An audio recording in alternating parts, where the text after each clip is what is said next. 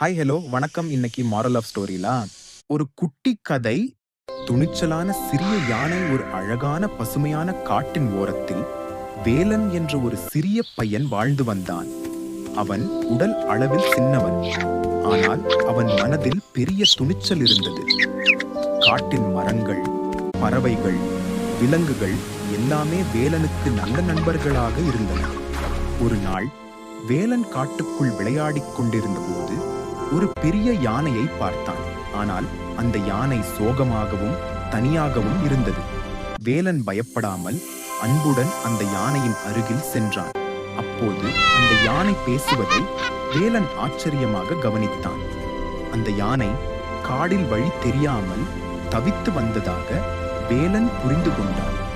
வேலனுக்கு கொஞ்சம் பயம் இருந்தாலும் தன் மனத்தில் இருந்த துணிச்சலை நினைத்து யானைக்கு உதவ வேண்டும் என்று முடிவு செய்தான்.